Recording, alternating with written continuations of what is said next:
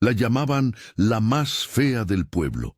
No era un mote suave, era una sentencia repetida en la plaza, en la cantina, en las colas del molino.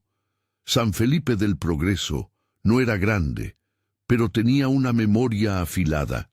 Recordaba quién había venido a menos, quién había fallado en el altar, quién llevaba la pobreza pegada como polvo a la piel. En ese cuadro polvoriento, Estela Domínguez vivía y trabajaba. Viuda, madre de 2 niños, con las manos endurecidas por la tierra y un talle hecho de obligaciones. La belleza para la gente de San Felipe medía tan poco como las monedas que a ella no le sobraban. Estela salía antes del amanecer. Iba a la parcela con una vieja capacha que hacía chirriar a cada paso, tarareando para sí unas canciones que su marido le había cantado. Tomás, de 14 años, la ayudaba a remar la tierra. Luz, de 11, recogía huevos y estudiaba con la luz que dejaba pasar la ventana. La casa era pequeña, la cocina olía a guiso y a jabón. En la tienda de don Macario la saludaban por costumbre. Doña Petra la miraba con ternura desde la fila de la panadería. Algunos niños la seguían con la curiosidad que suele despertar lo diferente. Pero la mayoría, cuando la veían, se entretenía en sus burlas silenciosas, gestos, cuchicheos, apodos lanzados como piedras. Eso no era nueva para Estela. La humillación había sido una sombra constante desde que su esposo Raúl se fue. Había días que la mirada de la gente pesaba más que la carga de la leña.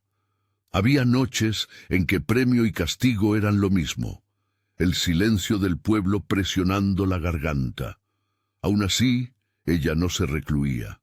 Trabajaba la tierra, arreglaba la casa, mandaba a los niños a la escuela con una risa que, aunque contenida, se asomaba a veces. Había en Estela una forma de dignidad que no necesitaba aplausos para sostenerse. Era paciente, callada, entregada a la tarea de levantar lo que quedaba. El día que cambió algo, o mejor dicho, el día en que la rutina se vio tocada por una regala diferente, no fue rumor ni escándalo lo que lo provocó, sino un gesto público que nadie esperaba. Rodrigo Maldonado, el hacendado que poseía la mitad de los caminos que salían del pueblo, llevaba años viniendo y yéndose con la eficacia y la precisión de quien manda sobre grandes extensiones.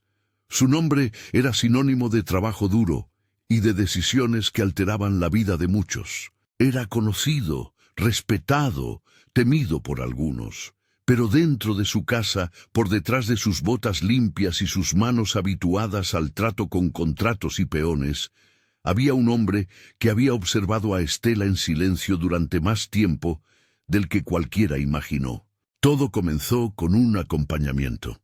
Un mediodía de verano, cuando el sol parecía enjuagar de polvo las fachadas, Rodrigo tomó la decisión de cruzar la calle y ofrecerle a Estela que la llevara hasta su casa en su carruaje, para que no cargara con la leche caliente bajo el calor.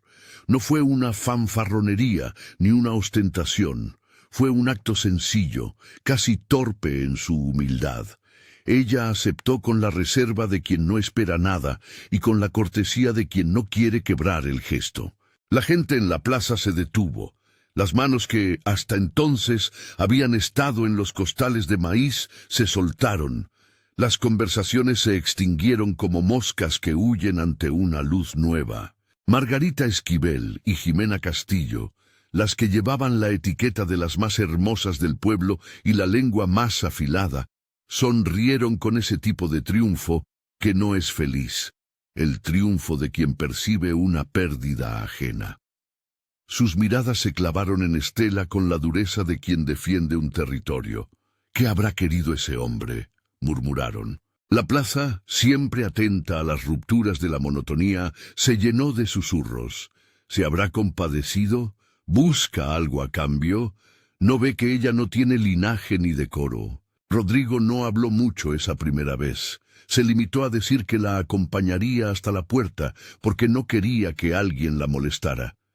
Hizo preguntas sobre la tierra que trabajaba, sobre cómo dormían los niños, con interés genuino y sin el brillo de la curiosidad que busca espectáculo. Había en su voz una serenidad que desconcertó a algunos y que alivió a otros. Estela, por su parte, sintió una mezcla de vergüenza y gratitud. Sabía lo que la gente pensaría y al mismo tiempo percibía que aquel hombre no venía a burlarse ni a darle limosna. Venía a reconocer lo que para ella era obvio en silencio: el valor de quien trabaja sin aplausos. Si hay algo que distingue a la gente de campo es que observa con paciencia. Las acciones pequeñas toman la medida del carácter. Rodrigo empezó a aparecer en momentos sutiles. Un saco de semillas dejado a la puerta cuando la lluvia prometía arruinar la siembra. Una curita en el armario después de que Tomás volviera con la mano raspada. Una carta enviada con dinero para el examen de Luz, sin montarse en el orgullo de anunciarlo. Todo lo hacía con discreción, con el cuidado de quien no quiere provocar una vergüenza pública, pero sí desea ser de ayuda. Entretanto, la plaza no dejaba de hablar. La mirada de Rodrigo se interpretó de 1000 maneras. Algunos dijeron que buscaba una compañía fácil, otros que se trataba de una apuesta. Los más maliciosos dedujeron venalidades. Margarita y Jimena, mal aconsejadas por la envidia, comenzaron a construir un relato que les sirviera de consuelo y de venganza. Si un hombre así la miraba, debía haber algo sucio debajo. Si un hombre así, con su nombre y su hacienda, se interesaba, tenía que tener interés práctico, no de corazón. Es ahí donde nacen las primeras cartas. Cartas anónimas, escritas con prisa y sin firma, que aparecían en portales y en la funda donde Estela guardaba las semillas. «No te fíes de las sonrisas que vienen con oro», decía una. Otra contenía una niña de trapo con una aguja clavada en la falda. La muñeca fue encontrada por Luz, quien la miró con curiosidad hasta que alguien, con crueldad, le explicó el mensaje. Eran pequeñas agresiones que iban calando como la sal en una herida. Rodrigo se encontró frente a un dilema que no esperaba enfrentar. Por un lado, quería proteger a la mujer que había empezado a ver con otros ojos. Por el otro, la presión social aumentaba. Los caprichos del pueblo son un clima que altera la visión. Su nombre empezó a cargarse de rumores, que si el hacendado se había encaprichado, que si quería disputar una herencia, que si buscaba crear escándalo. Personas que antes lo recibían con respeto comenzaron a echarle miradas inquisitivas. Le llegaron advertencias en forma de voces bajas. «Cuidado, Rodrigo, no juegues con fuego». Le dejaron en su puerta cartas con insinuaciones. Alguien había pegado en la tapia de su rancho una nota anónima que decía, entre irónicas palabras, que no mancillara los honorables lazos del pueblo. El que siempre había hecho cuentas claras se encontró sin manual para una situación así. No era un asunto de ganado ni de tierras, sino de confianza y de reputación. Así y todo, su modo de resolver la cuestión no fue imponerse con su poder, sino intentar entender. Fue a hablar con Estela. La invitó a sentarse bajo la sombra de una higuera, donde el viento llevaba olores de pan recién hecho y donde los niños jugaban con la despreocupación que nos regala la infancia. Le dijo con voz baja: «No por lo que dicen, por lo que veo». Ella, que había aprendido a esconder temor bajo la modestia, solo alcanzó a preguntar: «¿Y qué ves, Rodrigo?». Él respondió con la claridad de quien elige sus palabras: «Trabajo, honestidad, una fuerza que no se mide en adornos». Fue esa delicadeza la que empezó a quebrar el muro que la gente había erigido alrededor de su nombre, pero también, paradójicamente, la que abrió la avena del ataque. Margarita y Jimena no eran adversarias de un día.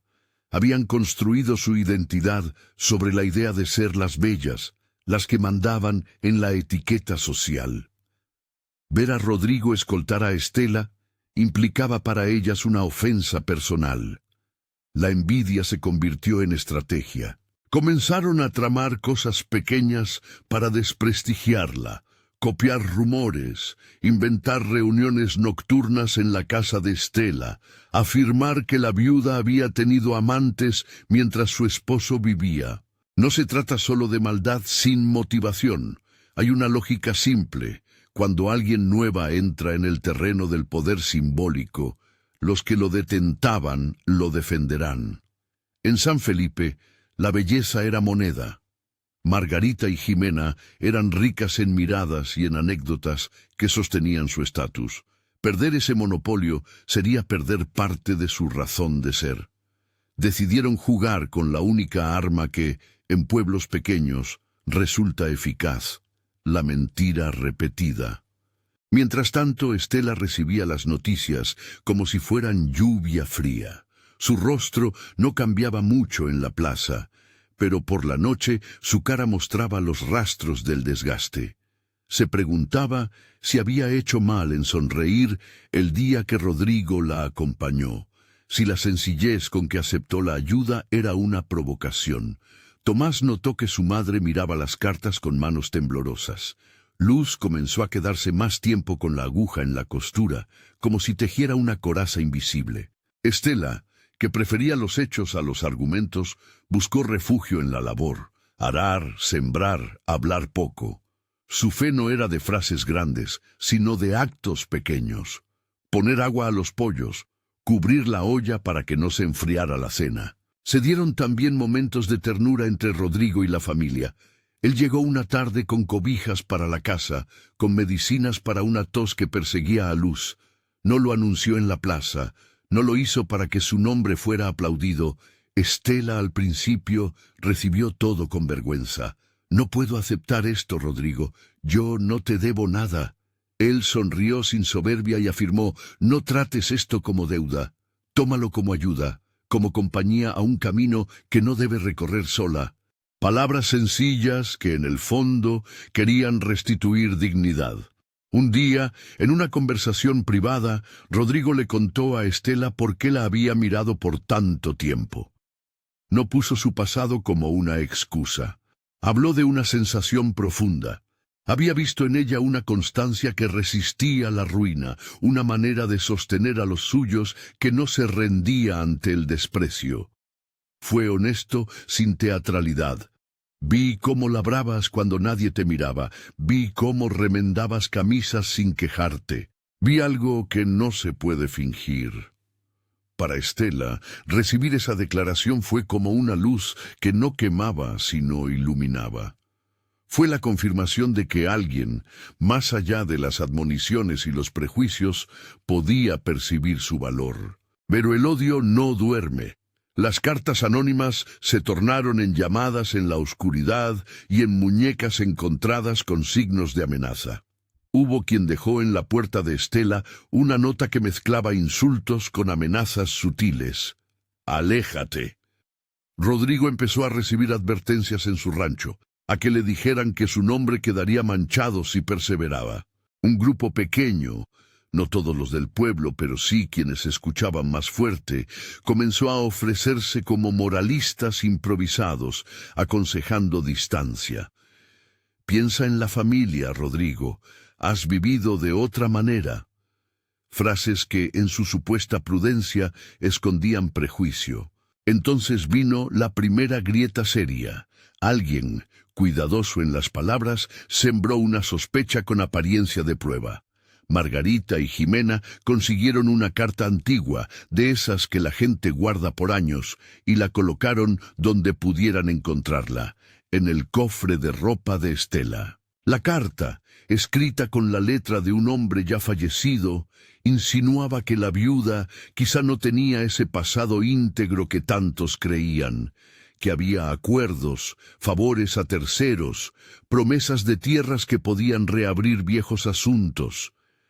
Para quienes estaban atentos a manchar el nombre de una persona, una hoja con tinta era suficiente para sembrar dudas. La mentira, para ser eficaz, necesita credibilidad. Margarita y Jimena cuidaron los detalles. La carta parecía antigua. El sello estaba manchado como si hubiera pasado por muchas manos. La tinta tenía un tono que sugería tiempo.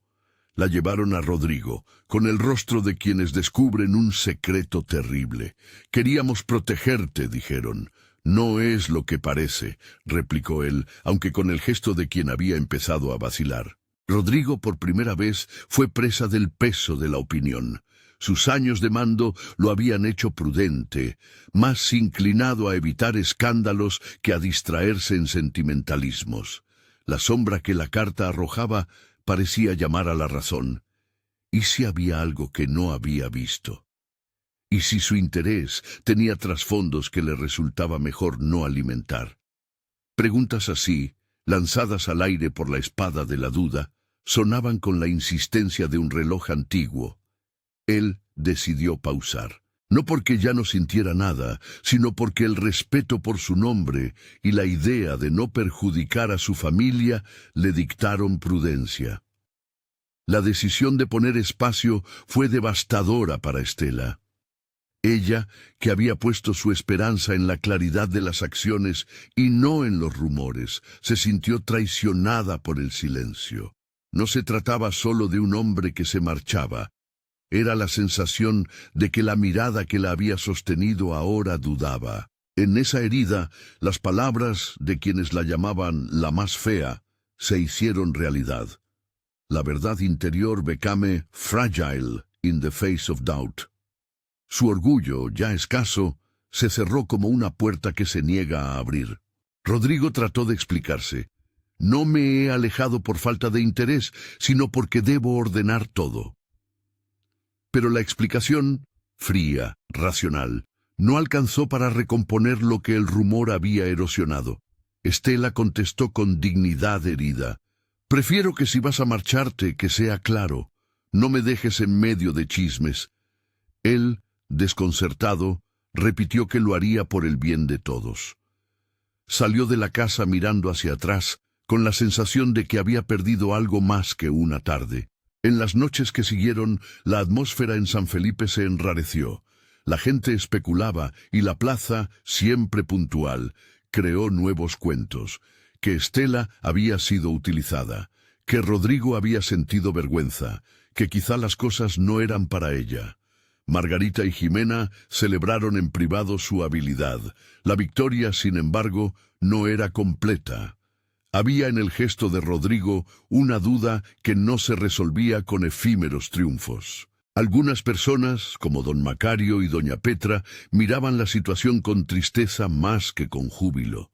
Jacinto, el herrero, murmuró una vez en la puerta del taller: «No todo lo que el pueblo canta es verdad».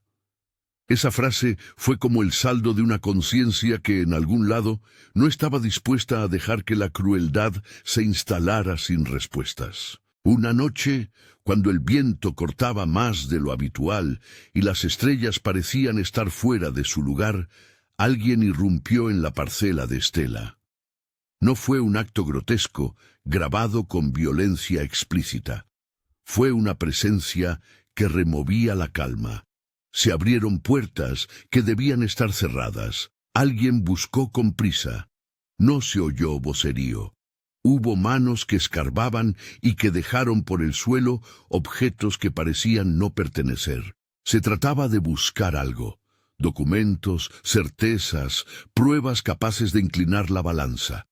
Alguien después habló en voz baja y dio órdenes de alejarse. Las huellas en el barro hablaban más que las palabras. Botas que retrocedían, risas cortadas, un rumor que se fue como si la noche quisiera borrar su propia miseria. Estela se despertó al día siguiente con la sensación de que la casa había sido violada por una sombra. Tras revisar, notó que su viejo cofre, un mueble que don Raúl había traído de otra época, estaba fuera de su sitio. No supo qué pensar. Llamó a Tomás, y juntos miraron alrededor, la tierra removida, algunas cartas esparcidas, una viejecilla de metal con restos de tierra. No había señales claras de qué se había buscado. La sospecha se hizo compañía. Luz, que solía ser intranquila, esta vez miró con ojos más grandes. —¿Nos han robado algo, mamá? —preguntó. Estela tomó las manos de sus hijos y con la calma que ya había aprendido por necesidad, les dijo: «Nada que nos quite la dignidad», palabras que eran más promesa que retrato de la realidad. Mientras en San Felipe algunos celebraban su pequeña victoria moral, otros empezaban a formar la sospecha contraria, que la agresión nocturna había sido obra de quienes querían sembrar pruebas, de quienes, en la oscuridad, construyen relatos. Don Macario, con su sabiduría de tendero, dijo en voz alta más de una vez: «Cuando la verdad falta, aparece el ruido de la mentira». Sus palabras, dichas sin estruendo, comenzaron a rondar entre quienes todavía escuchaban con la cabeza y no con la lengua.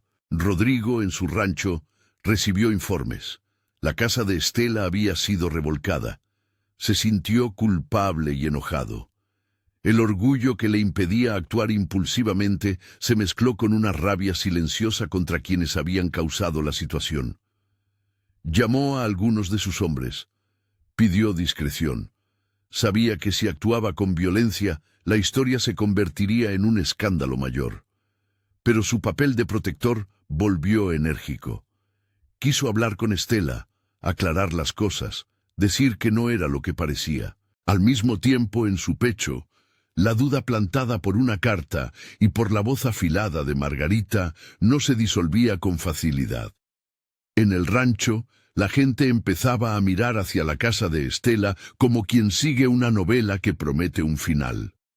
Algunos cotejaban las piezas, la carta antigua hallada, la operación nocturna, las miradas cambiantes de Rodrigo. Margaritas y Jimenas tejían su red de compinches, pero en el pueblo unos pocos no compraban la farsa. Jacinto, don Macario, doña Petra y otros que habían visto suficiente en la vida como para no celebrar la destrucción de alguien por capricho, se acercaron a conversar en voz baja. El aire olía a tensión. La sensación de que algo mayor se cocinaba se hacía presente. Ese fue el punto en que la historia, que había comenzado con la humillación de una viuda, tomó la forma de un conflicto que iba más allá de una atracción entre dos personas.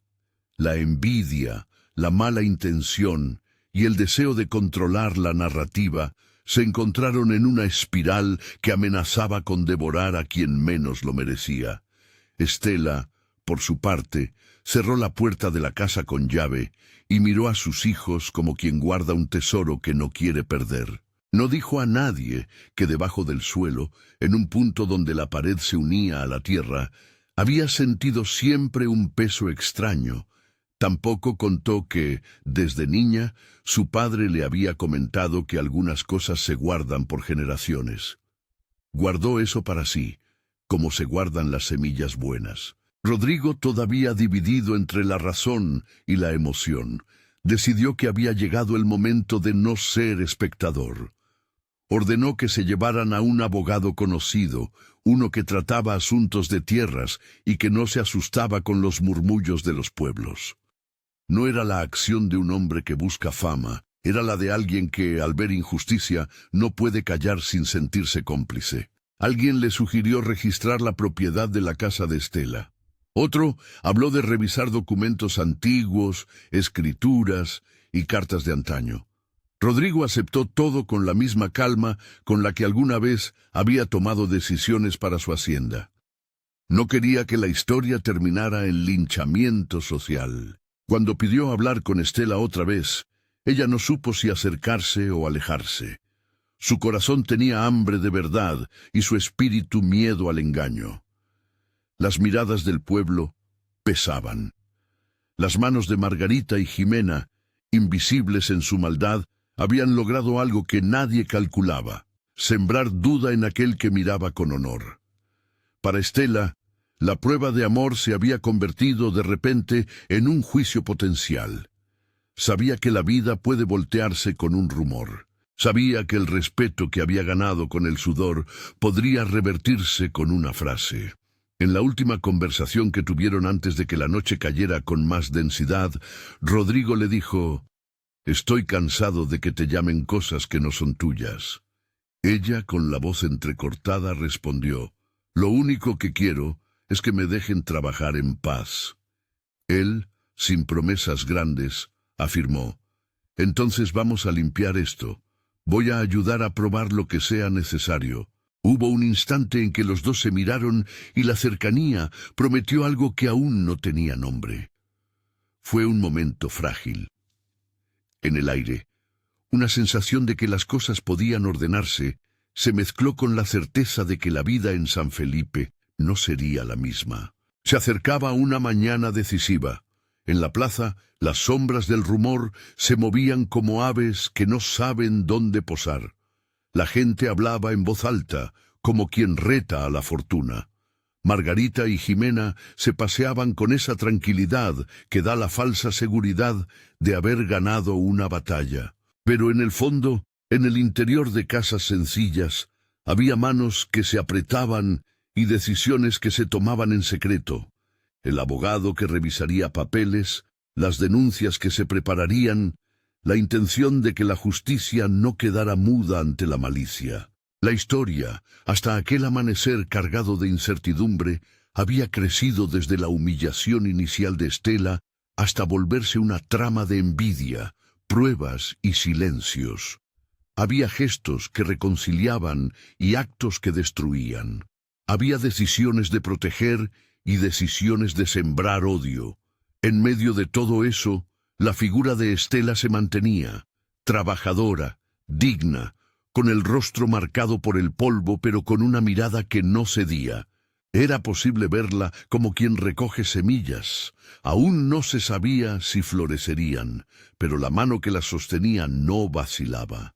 Y San Felipe, que siempre había tenido un rumor listo, se preparaba ahora para ver si la verdad podría abrirse paso entre tantas voces. La mañana en que se decidió que San Felipe no seguiría siendo el mismo amanecer, se abrió con un silencio inusitado. No el silencio alegre de la siembra, sino uno tenso, expectante, como el que precede a una tormenta que aún no se atreve a mojar la tierra. La plaza estaba llena de miradas que no encontraban lugar. La campana de la iglesia sonó de fondo y unos pocos vecinos pasaban sin saber aún que todo lo que habían repetido durante años estaba a punto de enfrentarse con pruebas que no cabían en chismes. Comenta desde qué ciudad nos ves, si esta historia te toca el corazón. Rodrigo Maldonado había pasado la noche en vela. No por un asunto de negocios, sino porque la culpabilidad de la duda le pesaba más que cualquier negociación. A la luz mortecina de la lamparilla, repasó con su conciencia cada gesto que había hecho. La carta que Margarita y Jimena le habían mostrado, la pausa que decidió tomar, la distancia que sin querer dejó crecer entre él y Estela. Había llamado a un abogado de confianza, un hombre de la ciudad con voz grave y expediente impecable. Había hablado con Jacinto y don Macario y con un par de hombres del rancho que no querían hacer escándalo, sino simplemente restituir lo que la verdad reclamaba. La decisión de Rodrigo fue firme. No usaría la fuerza, no quería linchamientos públicos ni humillaciones.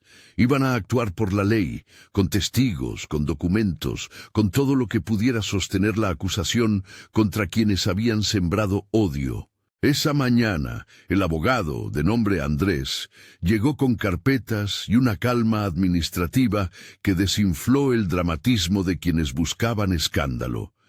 Revisó el inventario de la casa, las cartas recogidas, habló con Estela y con los niños en voz baja, con la generosidad de quien entiende el pudor y la necesidad de dignidad.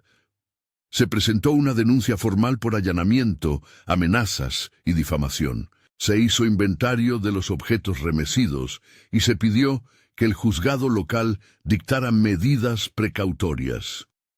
Custodia de la propiedad, prohibición de acercamiento para las sospechosas y una orden para registrar cualquier expediente antiguo que pudiera confirmar la titularidad de la tierra. Nadie quería un espectáculo. Querían verdad pública, clara, rotunda. Mientras el expediente avanzaba con la precisión silenciosa de la administración, Rodrigo no se quedó en papeles. En su rancho ordenó que unos obreros discretos abrieran la tierra junto a la pared de la casa donde el cofre viejo solía apoyar su lomo. No era violencia ni intrusión. Hizo un pedido a nombre de la señora Estela, con el consentimiento de ella misma una tarde anterior, cuando, sentados en la cocina, le había contado que su padre le hablaba de secretos guardados en la casa. Había algo que Estela nunca confió abiertamente. Lo guardó como quien protege semillas para el momento de la cosecha. Nadie más, fuera de su silencio y de la memoria de Raúl, sabía exactamente dónde mirar. La primera pala al romper la tierra dejó al descubierto lo que el tiempo quiso esconder, una solapa de cuero duro, fina y gastada. El oficio del trabajo manual produjo un sonido seco, como si la casa exhalara algo que había guardado demasiado tiempo. Los hombres levantaron la tabla correspondiente. Debajo, envuelto en telas y una bolsa de cuero, había un cofre cuya cerradura había sido forrada en plomo para evitar la herrumbre. No era ostentoso en apariencia, parecía más una reliquia que un tesoro, pero algo en su peso hacía pensar en años de ahorro y contratos antiguos.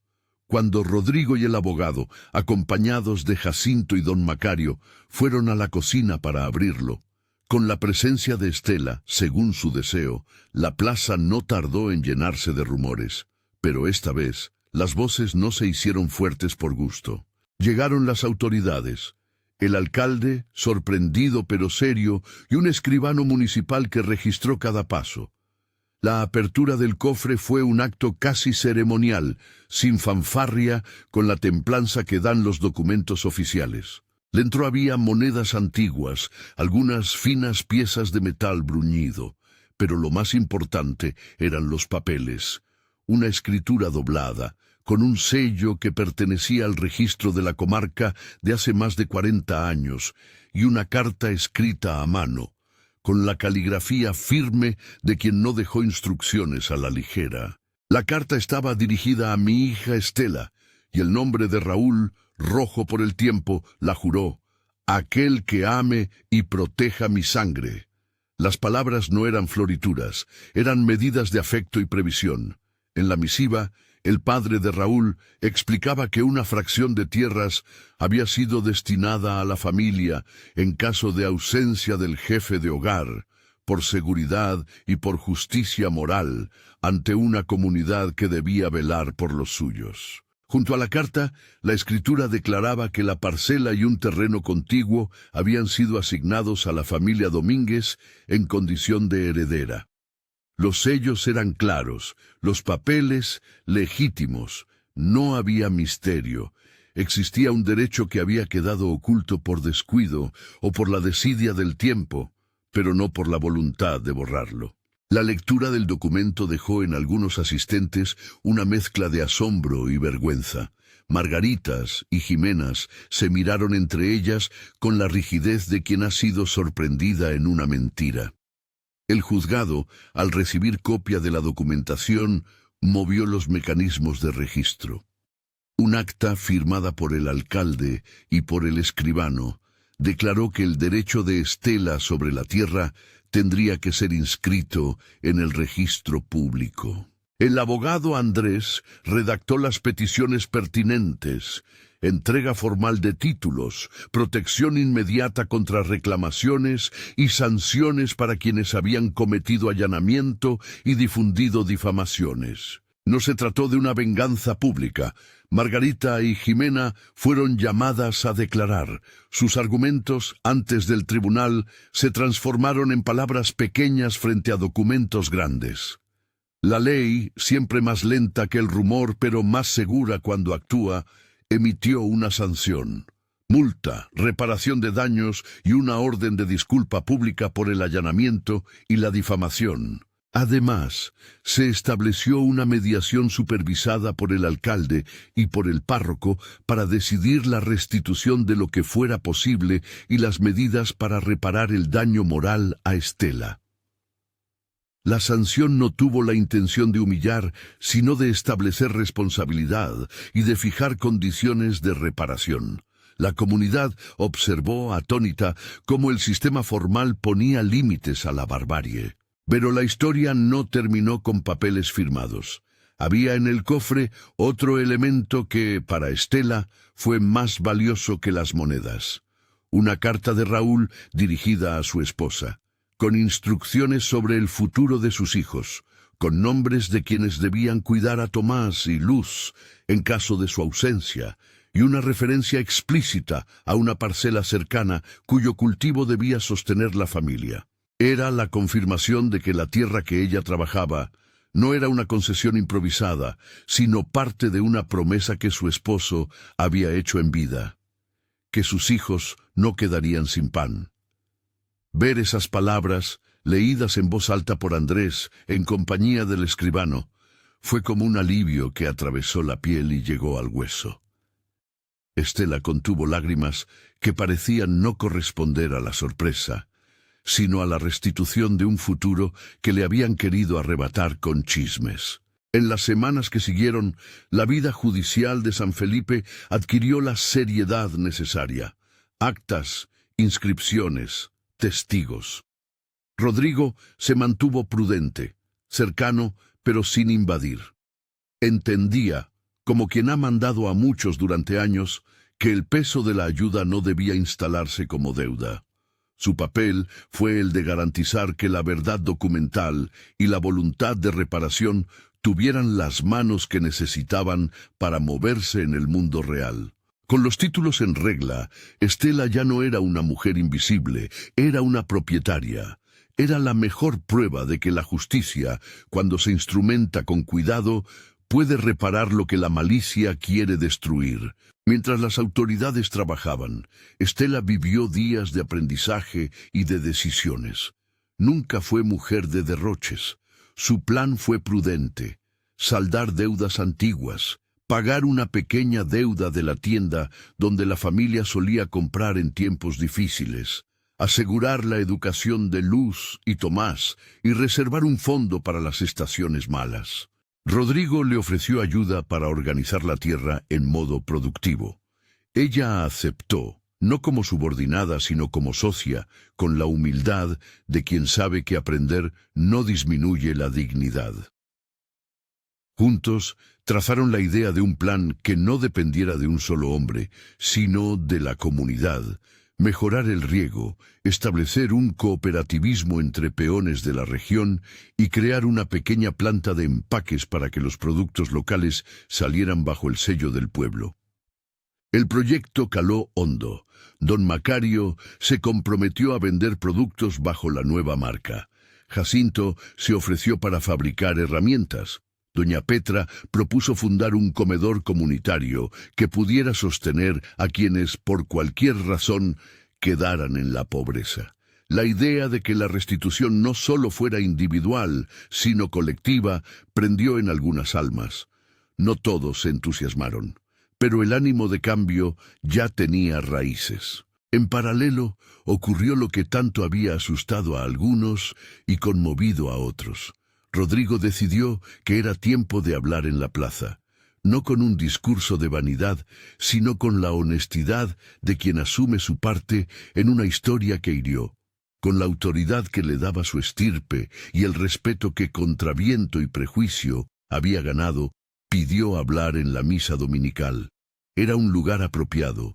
La iglesia reunía a la mayoría del pueblo y el tono podía ser de reparación, no de escarnio. Aquella mañana, frente a viejos y jóvenes, con la campana aún reverberando, Rodrigo subió al atrio y dejó que el sol le pegara en el rostro. Sus palabras fueron claras y sin dramatismos. Contó lo que había ocurrido, cómo la mentira había circulado, cómo la documentación había demostrado la verdad de Estela. no buscó humillar, buscó restaurar una mirada. He visto, dijo, cómo hemos sido injustos con una mujer que trabajó sin pedir nada, y no quisimos ver su valor. Me equivoqué al dudar, no solo por mí, sino por todos los que creyeron el rumor. Lo que aquí hoy se reclama no es solo el título de una tierra, sino el reconocimiento de una persona ante su pueblo. No pronunciaba frases hechas, hablaba como un hombre que había hecho cuentas con su conciencia. Y después vino la frase que nadie esperaba y que el pueblo retuvo como una brisa que quita el polvo. A partir de hoy, quiero decir algo que debí haber dicho desde el primer día. Estela no necesita nuestro perdón por su aspecto, porque la belleza verdadera no está en lo que se ve desde afuera. Estela merece respeto, trabajo honesto y que la consideremos con la misma dignidad que deseamos para nuestras propias hijas. La declaración no fue un espectáculo de halagos, sino un acto de restauración pública. No fue una proclamación de riqueza para Estela, fue una defensa de su persona ante la colectividad que había fallado. La plaza se quedó en silencio. Las miradas cambiaron de dirección, se volvieron menos afiladas y más meditativas. Algunas mujeres que habían participado en la difamación bajaron la vista. Margarita, pálida, y Jimena, con una sonrisa forzada, supieron que la rueda había girado. La justicia había hecho su trabajo y la palabra de Rodrigo había puesto el sello social que a veces hace falta para que la reputación vuelva a su cauce. Aún así, la restitución social no es automática ni completa con una frase bonita. La reparación se construyó con pequeños gestos posteriores. Rodrigo financió un programa de becas para Tomás y Luz, no como limosna, sino como inversión en educación. Tomás recibió una oportunidad para aprender mecánica en la ciudad. Luz obtuvo una beca parcial para estudiar magisterio. Estela, por su parte, con la prudencia que la había caracterizado toda la vida, contrató a mujeres del pueblo para trabajar la tierra y en la naciente planta de empaques. Estableció sueldos justos y horarios razonables. No se trató de paternalismo, fue trabajo organizado con contratos claros. La tierra dejó de ser objeto de especulación para ser una fuente de vida común. Con el tiempo, la casa de Estela se transformó, pero no en un palacio. Fue una mejora serena, más luz, una cocina más grande, un espacio para que Luz estudiara sin que la luz de la vela marque su ritmo. En esa cocina se celebraron cenas donde la gente que antes se burlaba ahora pedía disculpas en voz baja. La humildad de Estela brilló en esos encuentros. No hubo ostentación, sino discreción. Cuando Margarita y Jimena, quizá obligadas por la sanción o por el peso del remordimiento, pidieron hablar con Estela, ella las recibió. No para un regaño que las humillara, sino para ofrecer una conversación que fuera más difícil que la venganza. La posibilidad de reparar y de asumir la responsabilidad. La ley había hecho su parte, ahora quedaba la parte humana. La mediación fue dura, no porque la intención fuera hacer sufrir, sino porque las palabras de dolor deben enfrentarse a la verdad. Margarita explicó con la voz quebrada los celos que la llevaron a actuar. Jimena habló de miedo a perder su posición. Ambas aceptaron la sanción que implicaba multa y servicio comunitario. Ayudar en las tareas del comedor, colaborar con las tareas de la nueva planta durante meses y ofrecer disculpas públicas. Era una reparación tangible y en el proceso una lección que les costó aprender. No se trató de ridiculizarlas, se trató de que asumieran que la comunidad es un tejido que se desgarra cuando se miente. Estela, desde su dignidad, no buscó la ruina ajena. Ofreció que, al cumplir su sanción, las mujeres participaran en talleres para aprender gestión de negocios y trabajo honesto, con la esperanza de que un día no necesitaran suplir inseguridades con daño a otros. Lentamente, la vida en San Felipe reorganizó sus miradas. No fue un cambio de un día para otro, pero sí palpable. Los niños dejaron de repetir apodos. Los adultos comenzaron a medir palabras antes de lanzarlas como piedras. La lección no fue solo para quienes habían actuado mal, sino para todo el pueblo. Un recordatorio de que la dignidad no se compra ni se revoca con calumnias. En el terreno productivo, la iniciativa prosperó. En la primera cosecha organizada con criterios cooperativos, el escape del beneficio se dividió con justicia.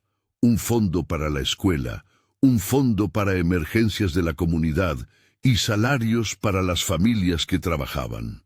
Doña Petra, con su mano legendaria para las recetas, organizó el comedor popular que sirvió a familias en los meses más duros. La iniciativa no hizo ricos a los involucrados de la noche a la mañana, pero sí creó una economía más estable y una red de confianza.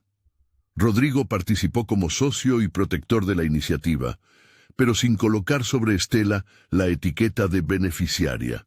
La trató como socia, amiga y compañera de un propósito compartido. La relación entre Estela y Rodrigo evolucionó con la misma lentitud prudente que había marcado sus primeros encuentros. No hubo grandes declaraciones públicas de romance exagerado. Hubo cenas sobrias, conversaciones al atardecer junto al higo, el ofrecimiento de ayuda concreta, la mirada que acaricia sin poseer. Cuando finalmente la comunidad reconoció su unión, fue en una ceremonia sencilla. No una boda fastuosa, sino un acto comunitario donde se celebró la restauración de la dignidad, la reconstrucción de la justicia y la esperanza por los hijos de ambos. Rodrigo habló con humildad y dijo que su gesto inicial no fue de ostentación, sino de reconocimiento.